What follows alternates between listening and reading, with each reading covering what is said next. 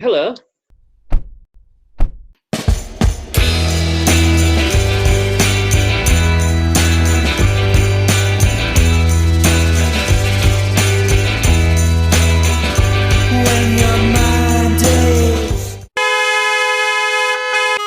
Good evening, Graham. Can you hear me?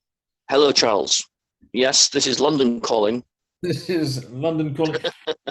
Welcome to the last two big egos in a small car of 2024. We're pretty much broadcast every single Sunday, I think, which is quite remarkable in its own way. Not bigging our egos up on that one, but It's we consistent, if nothing else. it is consistent. Occasional other nights of the week, etc. But we're back on a Sunday tonight, and we're seeing out the year, having done various lists of recommendations and picks of the year from theatre and film and books and CDs of the year and events of the year. You name it, we've done that. Here We've we're finished for the year. We're finished already. 2024 is yeah, history. we've written it off. And Yeah. that said, I think as we've reflected, I think this has been a really productive year. Actually, I've really enjoyed this year. There's been lots of good culture that's gone on, particularly with concerts and particularly with theatre this year, from my point of view. But anyway, this week we're going to ignore the year 2024. We're going to head right back to 2006. Indeed. 2006. And the reason we're doing this is that Graham has revisited two films from that year, two dystopian, wonderful word, one of my favorite words, British films. Mm-hmm. Always sounds good, that one. It does. Instantly we know we're into something more heavy to discuss as soon as the word dystopian starts flying around. So One word, lots of meaning. yeah, absolutely. Now these two films, V for Vendetta and Children of Men, and the significance of this discussion is it's predicting the politics of now. And just the context of today's news of what they called a mega poll in the Sunday Times revealed that if the election was held again now, the Labour Party would no longer have a majority, that the Reform Party would have a massive increase in the number of seats from what they do have. Likewise, the Tories would have more than they did. And that it's all gone to pot already for the Labour Party. So that's... Oh, wait a minute. That's a surprise because it's almost like ever since the first couple of weeks after the general election, it's almost like that all the Tory press, which is most of the press full stop, who feed into the general TV media, it's almost like we've spent the last 4 months doing nothing but exaggerating every single policy or non-policy that Labour has so far come up with and portrayed it in a hugely disastrous light, like Britain was now falling apart, having been absolutely fine up until now. It's almost like that. So it's really strange that the opinion polls have changed. Wow. It's well, I mean, this will be to the delight of Mr. Elon Musk, I'm sure, the free musketeer that he is. I'm sure he will be enjoying what's going on at the moment. So, Graham, I'm really putting the politics of now into that context, but let's first of all, if we may, just look at these two films, just reminders of V for Vendetta and Children of Men. V for Vendetta, sort of synopsis, if you wish, and who was the director, and why you wanted to go and look at this film again, and indeed why you wanted to look at Children of Men again. Well, they're both dystopian. They're both set in Britain with lots of British talent and actors involved. They both came out about the same time. V for Vendetta was 2005. Yeah. Children of Men was 2006. Neither's directed by a British director. James McTague was assistant director on The Matrix series of films. And the screenplay for V for Vendetta was by the Wachowski brothers, who obviously did The Matrix as well. Yes. Whereas Children of Men, directed by Alfonso Cuarón, who also directed Gravity. Yeah. Both are from literary backgrounds in terms of the screenplay. Yes. V for Vendetta is based on the DC comic stroke graphic novel by Alan Moore of 1988, which was heavily influenced by Terry Gilliam's film Brazil. Children of Men is from the book by P.D. James, Children of Men. Yeah. And so both films, same time, same sort of background. And the themes of both films are quite similar. They're both set in a future of a totalitarian Britain, where you've got terrorist groups stroke freedom fighters fighting against the legitimate government, which is still based in Westminster, and there is terrorism by these groups, and the state is fascist in both films, and the state is also in both films heavily anti-immigrant, very non-PC in terms of general culture. Mm. It's full of prisons, torture, propaganda, surveillance, both films. And in both films, the general public quietly go along with this right-wing domination. And in both films, the bad guys are the good guys, i.e. the terrorist stroke freedom fighters are the bad guys, but both films portrays them as the good guys. Mm. So they both have the same general themes.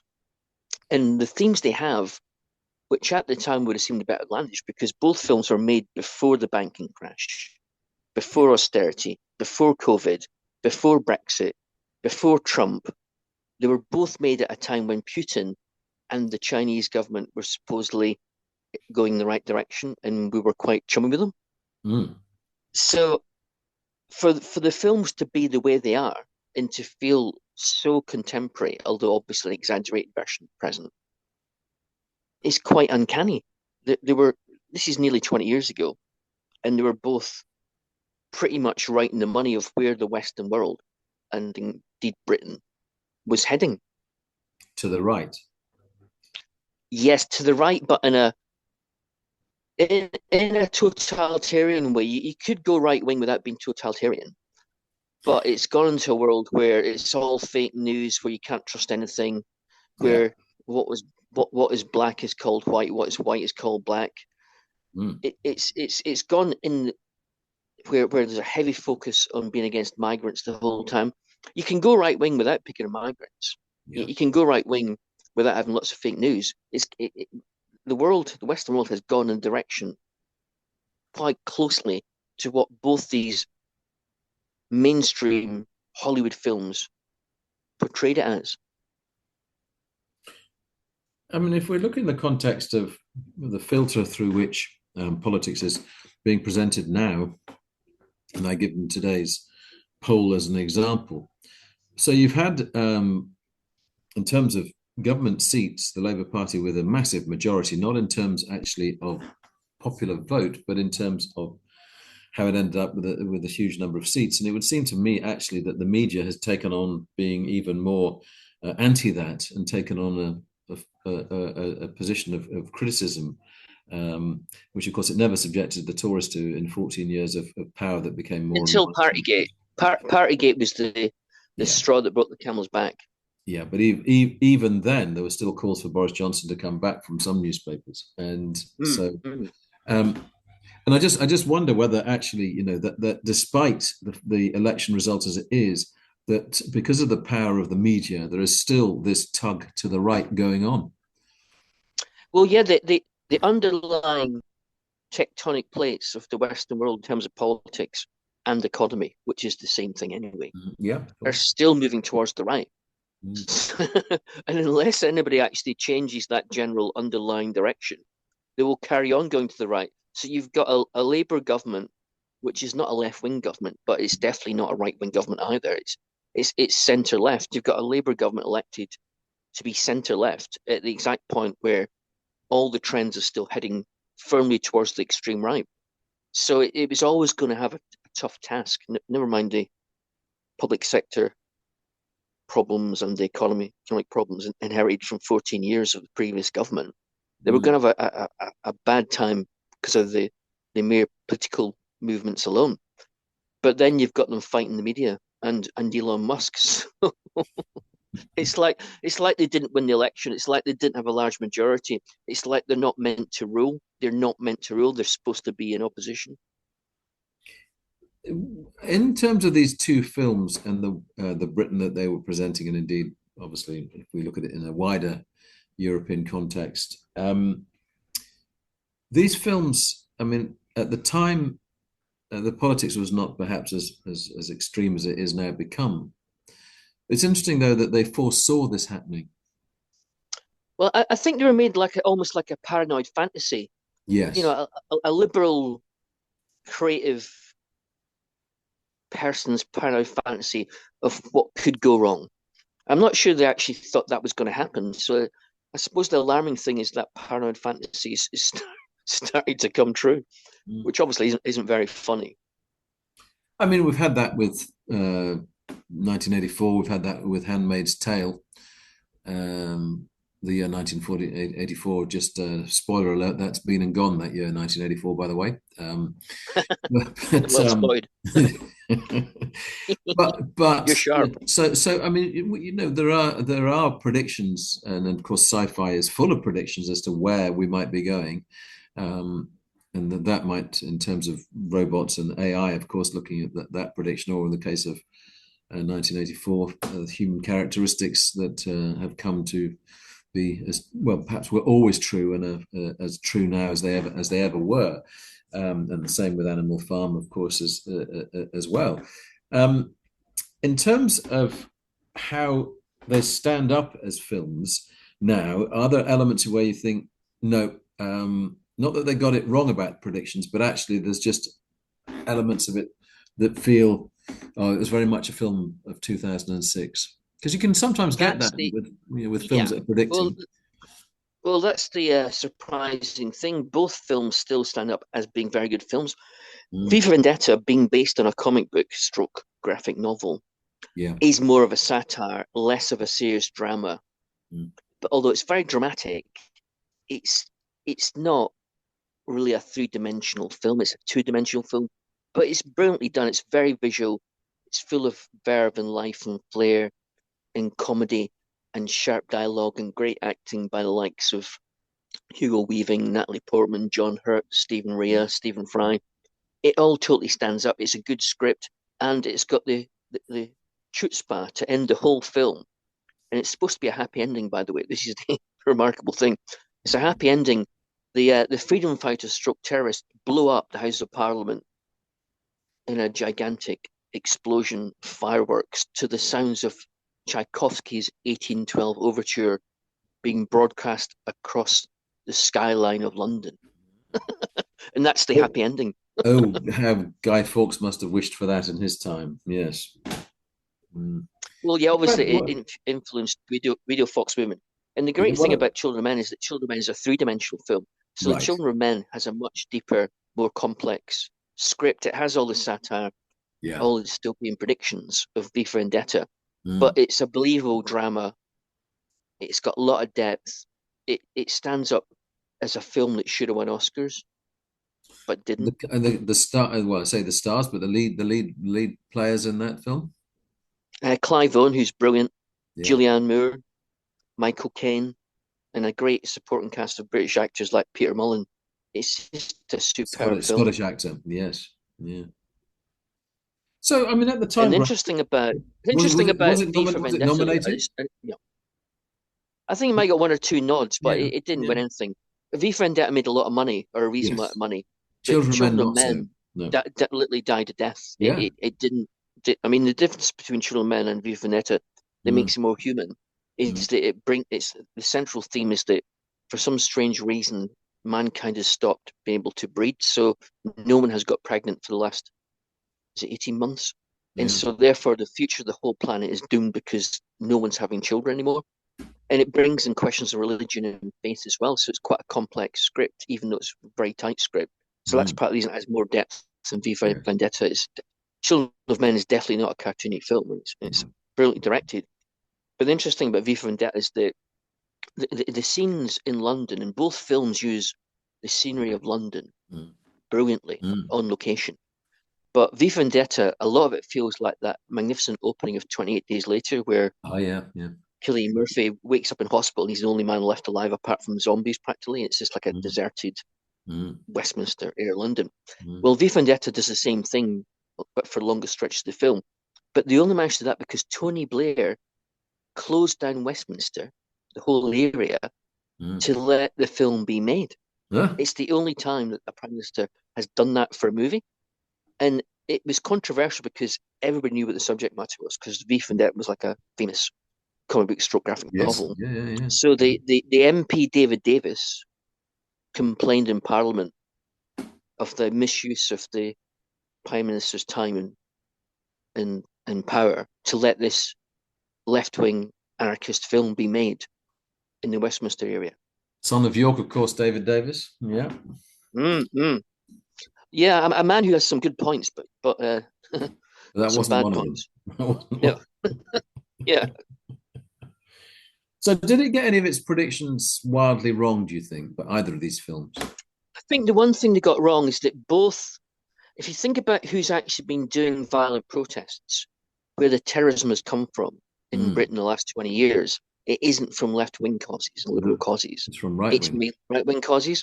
And that's the one thing they didn't foresee, they didn't get right. I mean, the only left of centre protests that have involved anything remotely akin to terrorism, and I mean remotely, is Just Stop Oil gluing themselves to roads, which is not terrorism. It is not the same thing. No. That's it. All the real terrorisms come from either Islamic motivated people or more commonly British right-wing homegrown extremism, and both films didn't get that. No. So you've in terms of how you got access to this film, so you actually go out and buy them, Graham, or were they available for people to watch? Well, as you know, I do stream and I can stream, but I don't live in the streaming world. I occasionally visit it. I still buy good old-fashioned vinyl and CDs and Blu-ray, DVDs, and that's how I watch films. That's a good thing to still be supporting it when not the cinema itself. No, that's fair enough. So, Graham, I went to a film. I'd be interested to know whether you're going to go to it or not, but I went to see Boxing Day, the big opening film of Boxing Day, which was Better Man. And to one level, it's somewhat confusing. Hasn't there already been Robbie Williams talking about Robbie Williams, endlessly talking about Robbie Williams, talking about Robbie Williams? Yeah. To the tune of four-part series on Netflix, which is true. November 2023 that came out, which was called, very unsubtly, called Robbie Williams, directed by Joe Perlman. And that had as its subject media scrutiny, addiction, mental health, 30 years of previously unseen footage. It also had recovery. Looked at fame, family, and his relationship with himself, his relationship with fame, his relationship with family. And why do people become famous if they don't enjoy being famous? That's my question. That's where so it came across there in that particular four-part, and the fact that it took 4 parts tells you how conflicted he was. You're dealing with someone with a massive ego, desperate to be a star and craving fame, but absolutely conflicted about what it then did to him. So all that was in the documentary only a year ago. So your first reaction is, well, do we actually need Better Man? And you could also argue if fame has been a slightly poisoned chalice for Robbie.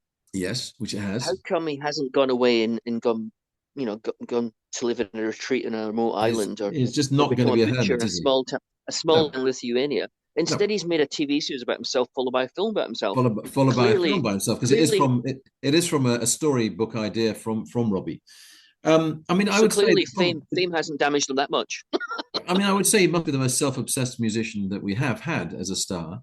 I can't think of anyone who's had just not. I mean, we've had biopics before, of course we had, but usually the person involved in the biopic is often dead, and not in the case of Robbie. And he's not just made, obviously, a biopic documentary series. He's now heavily involved in the film made by Michael. Robbie first came to fame after Take That by being the underdog who succeeded, and that's what he's best at being, is the underdog. Yeah. And once he stopped being underdog, I stopped liking. No, I was never a huge fan, but I went pretty much off from once he stopped being underdog. When would that have been, Graham? Millennium? Possibly after that rock DJ. Big hit. Well, we'll come on to rock DJ and when we're analysing the film. So the film is directed by Michael Gracie. Quick question: which film did he make that was slagged by critics and then became the most successful film of that year? Oh, I'm not sure actually. The Greatest Showman. Oh, So that one. Okay. yeah, that one. So now if we've gone from Yeah, the yeah. greatest show, the greatest showman to the man who thinks he is the greatest showman in Robbie, Hmm.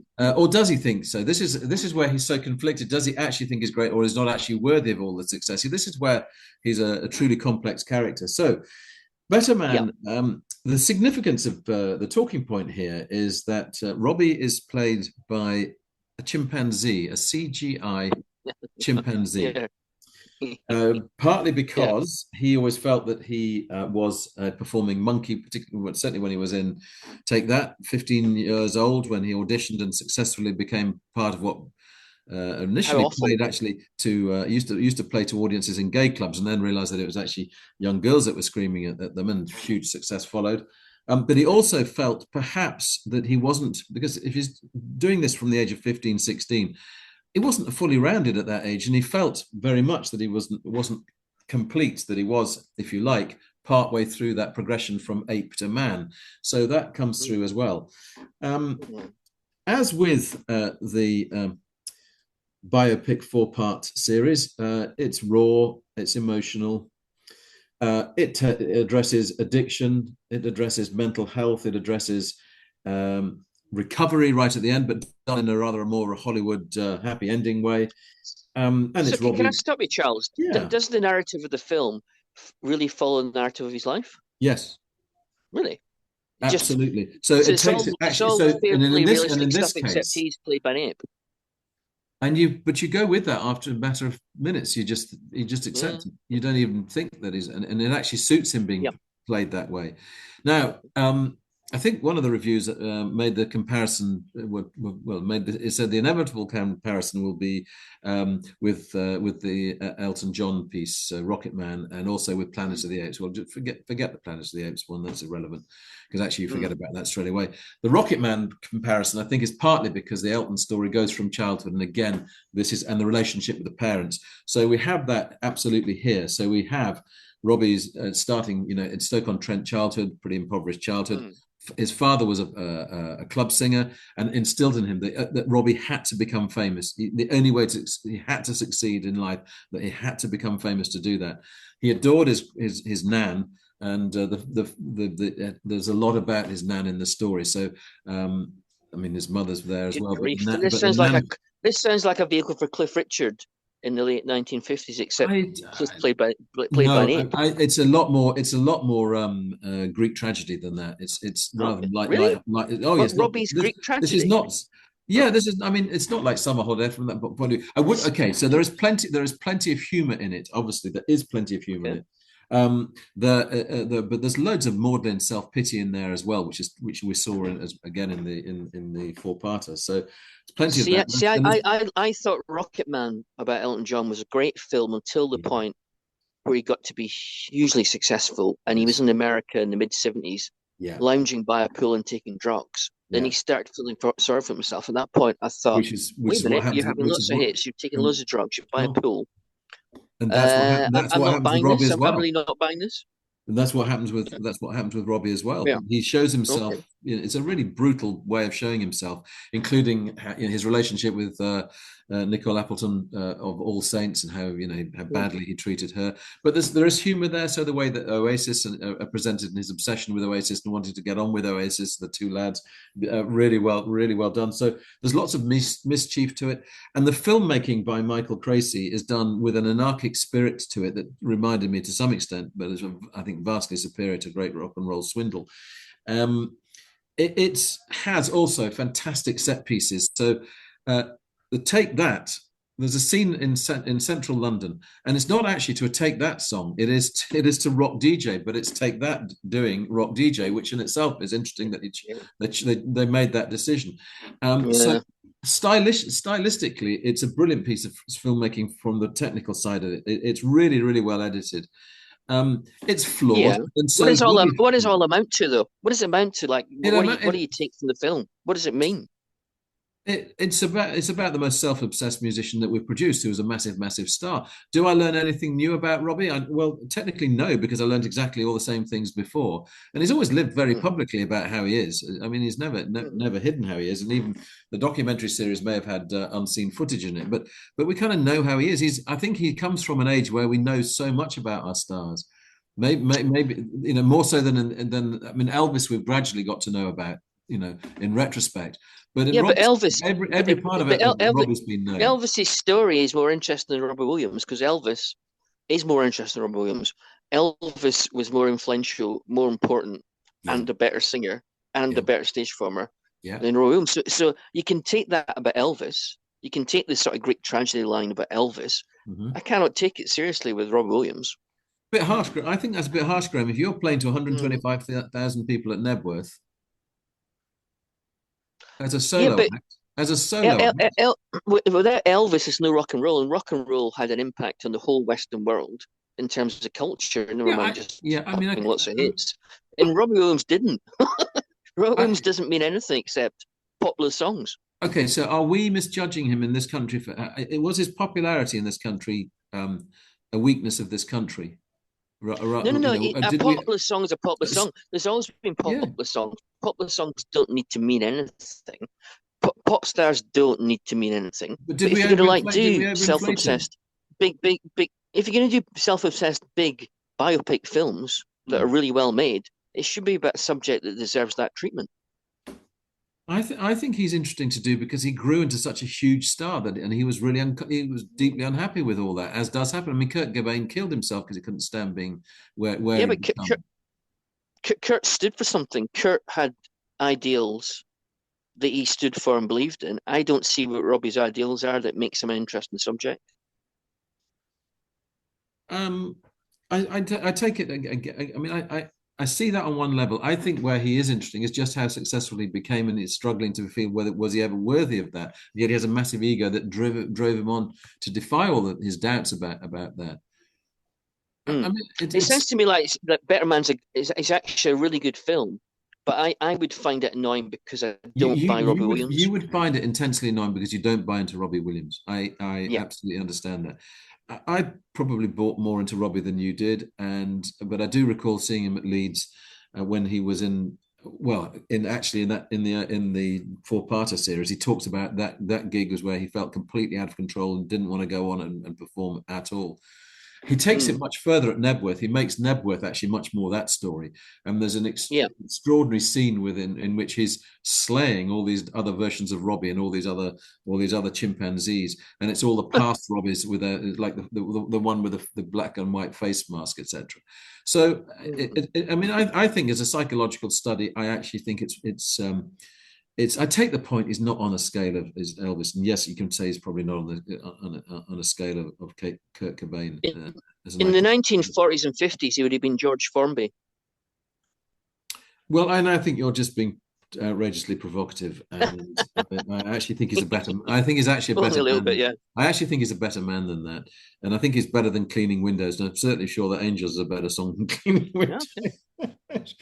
I Yeah, think but you're it could be a bad I trend. think I you're mean, harsher on Robbie, yeah. and I would say one. Okay, so Graham, he never made it in America, so that's obviously. But then Oasis didn't make it in America either, so to the level that they might have wished to. So so maybe, and Cliff Richard didn't make it in America to the level that he might have wished to. So maybe sometimes we are this little island, and we produce little island stars that actually only are worthy of this little island.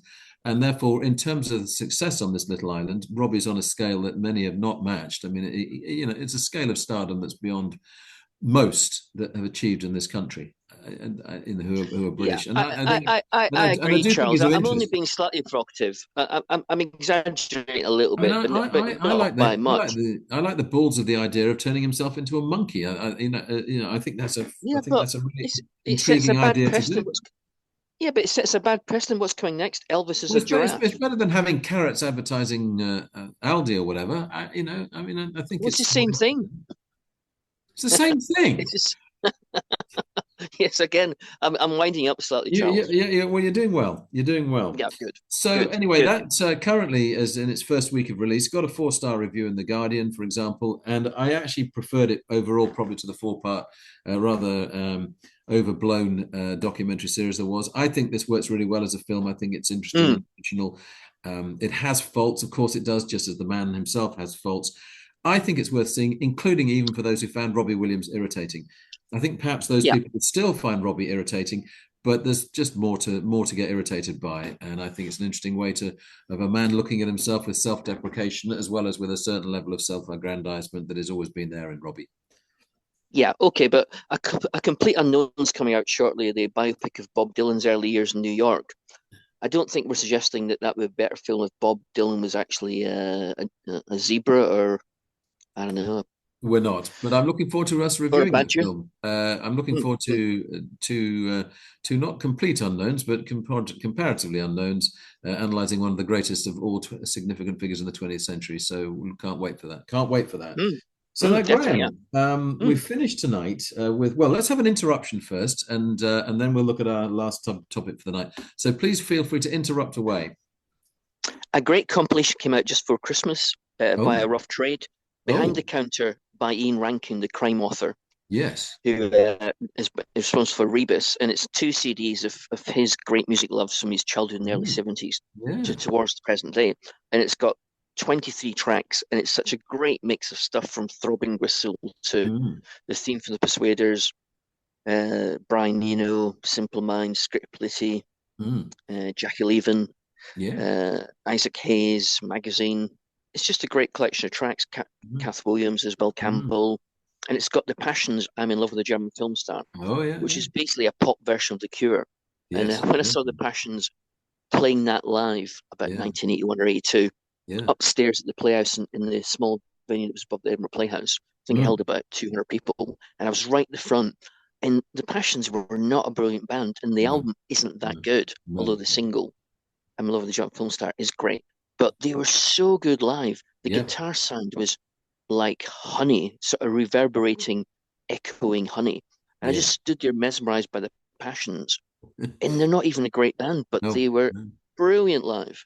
Mm. So I'd recommend Behind the Counter with Ian Rankin as a Well, I shall look out for essential. that. There's sometimes frustrations in HMV. They get some of the rough trade ones and they don't get all of them. So fingers crossed on that one. So, Graham, our last topic for tonight. We had as our guest Rob Chapman, of course, and thank you so Mm. much for that. Now, this is the reason that we had a chat with Rob in advance is because Graham is going to be hosting Vinyl Sessions, a question and answer event in Harrogate about Syd Barrett and Nick Drake, who feature they're melded into this storyline by Rob Chapman. Graham, just first of all, give us the date of when this is happening and where this is happening. Well, this is basically a plug for the event. It's happening on Wednesday, January the 22nd at Yeah, 7:30 yeah, upstairs at Sterling Independent Cafe Bar in Harrogate. yeah. And there will be the usual vinyl sessions approach, which involves music. And this time it'll be the Pipe at the Gates of Dawn by Pink Floyd Oh, and Pink Moon by Nick Drake, and also the Q&A with Rob himself. yes. And there were myself and James Littlewood, my great colleague and Oh, friend from yeah, yeah, yeah. Charm magazine events, and we'll be quizzing Rob about how he came to write Unsung Unsaid, one of the hit books of this year about Yeah. both Syd Barrett and Nick Drake. And I'm looking forward to it with some slight trepidation because Rob's knowledge is huge and he's a very sharp, as we found out when he was on our As we show, found, he's as very we sharp and he thinks very deeply. So it's going to be it's going to be interesting. yeah, I haven't forgotten the moment where I made what a mildly flippant comment, and he came back to challenge me on that, which I really like. Actually, I think it's important when that happens. I try to Oh, justify. completely. Yeah, Yeah. he's an intellectual heavyweight in music Yes. writing. There's not many of them around. No, exactly. So that's going to be interesting, Greg. At this stage, have you come up with thoughts of obviously we ask certain questions within our podcast, but other for the event, how much actually do you shape the questions in advance, and how much do you actually then shape it on what the initial answers are that you get, and then you perhaps uh, decide on questions then as to where to progress an interview forward? You have to shape it in advance and then play it by ear, which I know Yes. sounds like a contradiction, but you Yeah. need to have the questions ready. But when the person you're talking to comes up with an interesting answer or goes Mm. off on a tangent, you've got to let them go. And then Yes. if you feel that the questions you've got left in your weaponry are actually worth Mm. asking, you go back to them. Yeah. Otherwise, you let the person carry on and you go with the flow. I used to think you could impose your own viewpoint on the whole Q&A setup because I Yeah. started these things 15 years ago or more. But you can, and it's not good for the event. You have to like go with the flow. Yes. Yeah. And also, the star is the person you're talking to. You Yeah. have to let Absolutely. them speak more Absolutely. than you. So I'm really looking forward basically, to it. It'd be great. I love yeah, Rob Chapman. It's great. yeah. So is it prepared already, Graham? Is it all sorted? It's I need to need to come up with a couple of questions you wouldn't expect that show some deep knowledge. So well, I you've got will do more that. than I will definitely do that. you got 3 weeks to do that, Graham. No pressure there. It's easy peasy. I've done this many times before. I will Exactly, come up with something. So, for exactly. example, R.D. Laing, the great Scottish psychologist in the 1960s that had a big influence on Western culture Yes. and Western music. A lot of musicians were into R.D. Laing in the Mm, 1960s. He mm. once said that Syd Barrett was incurable. Now, I'm sure that Rob knows that, but I might use that line. It's a good line.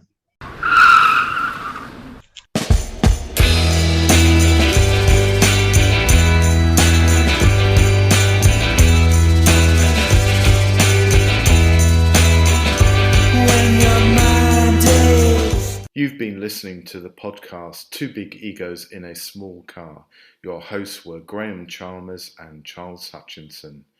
This was a Baltic sub-production.